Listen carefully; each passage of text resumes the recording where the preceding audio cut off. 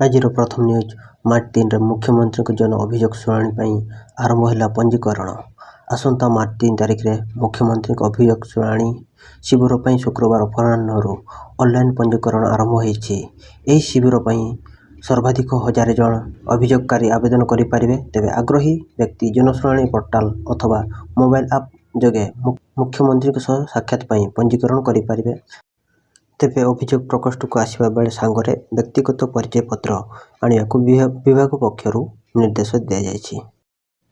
ପରବର୍ତ୍ତୀ ଖବର ଉପମୁଖ୍ୟମନ୍ତ୍ରୀ ପ୍ରଭାତୀ ପରିଡ଼ା ସୂଚନା ଦେଲେ, ମହିଳା ଦିବସରେ ବ୍ରହ୍ମପୁରରେ ଦ୍ୱିତୀୟ ପର୍ଯ୍ୟାୟ ସୁଭଦ୍ରା ଟଙ୍କା ଦେବେ ସରକାର। ମାର୍ଚ୍ଚ 8ରେ କୋଟିଏ ମହିଳାଙ୍କ ଖାତାକୁ ଯିବ ସୁଭଦ୍ରା ଟଙ୍କା। ପୂର୍ବରୁ 98 ଲକ୍ଷ ମହିଳାଙ୍କୁ ପ୍ରଥମ କିସ୍ତି ଦିଆଯାଇଥିଲା ବେଳେ ଆଉ 2 ଲକ୍ଷ ମହିଳାଙ୍କୁ ସାମିଲ କରିବାକୁ ଲକ୍ଷ୍ୟ ରଖିଛନ୍ତି ସରକାର। ଯେଉଁମାନଙ୍କ ଆକାଉଣ୍ଟରେ ଏନ୍ପିସିଆଇ ଏବଂ କେୱାଇସି ସମସ୍ୟା ଥିଲା ସେମାନଙ୍କ ପାଖକୁ ମଧ୍ୟ ଏହି ଦିନ 2ଟି କିସ୍ତି ଯିବ। ସେମାନେ 2ଟି କିସ୍ତିର ପଇସା ପାଇପାରିବେ। କେଉଁମାନେ 2ଟି କିସ୍ତି ପଇସା ପାଇବେ? ଯେଉଁମାନେ ପ୍ରଥମ କିସ୍ତିର ପଇସା ପାଇନଥିଲେ ଏହି କିସ୍ତିରେ ସେମାନେ ପ୍ରଥମ ଆଉ ଏହି ଦ୍ୱିତୀୟ କିସ୍ତିର ପଇସା ପାଇବେ। ପରବର୍ତ୍ତୀ ଖବର ଏ ବର୍ଷ ଅଧିକ ତାତି, ମାର୍ଚ୍ଚରୁ ମେ ଯାଏଁ ସ୍ୱାଭାବିକଠାରୁ ଅଧିକ ରହିବ ତାପମାତ୍ରା। ଗତକାଲି ଝାରସୁଗୁଡ଼ା ସବୁଠାରୁ ଉତ୍ତପ୍ତ ସହର ଥିଲା। ଝାରସୁଗୁଡ଼ାର ତାପମାତ୍ରା ଥିଲା 37 ଡିଗ୍ରୀ ଏବଂ ଭୁବନେଶ୍ୱରର ତାପମାତ୍ରା ଥିଲା 34 ଡିଗ୍ରୀ।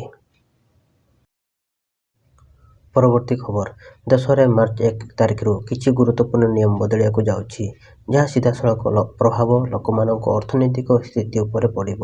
ଏହି ପରିବର୍ତ୍ତନଗୁଡ଼ିକ ମଧ୍ୟରେ ଫିକ୍ସଡ ଡିପୋଜିଟ୍ ଉପରେ ସୁଧ ହାରର ସଂଶୋଧନ, ରୋଷେଇ ଗ୍ୟାସ୍ ଓ ପ୍ରାକୃତିକ ଗ୍ୟାସର ମୂଲ୍ୟ ଅନ୍ତର୍ଭୁକ୍ତ ରହିବ। ଆଉ ସେହିପରି ତୈଳ କମ୍ପାନୀଗୁଡ଼ିକୁ ମାସର ପ୍ରଥମ ତାରିଖରେ ଏଲ୍ପିଜି ମୂଲ୍ୟର ସମୀକ୍ଷା କରିଥାନ୍ତି।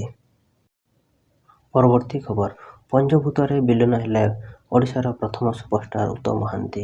ଲିଭର ସିରୋସିସରେ ଆକ୍ରାନ୍ତ ଉତ୍ତମଙ୍କୁ ଦିଲ୍ଲୀ ମେଦାନ୍ତ ହସ୍ପିଟାଲରେ ପରଲୋକ ଘଟିଥିଲା। ତାଙ୍କ ପାର୍ଥିବ ଶରୀର ଭୁବନେଶ୍ୱର ଅଣାଯିବା ପରେ ରାଜନେତାଙ୍କଠାରୁ ସିନେ କଳାକାର ଓ ପ୍ରଶଂସକ ସମସ୍ତେ ଶେଷ ଦର୍ଶନ ପାଇଁ ଉତ୍ତମଙ୍କ ବାସଭବନକୁ ଛୁଟିଥିଲେ। ଅପରାହ୍ନରେ ଭୁବନେଶ୍ୱର ସତ୍ୟନଗର ଶ୍ମଶାନରେ ରାଷ୍ଟ୍ରୀୟ ମର୍ଯ୍ୟାଦାରେ ଶେଷକୃତ୍ୟ ସମ୍ପନ୍ନ ହୋଇଛି।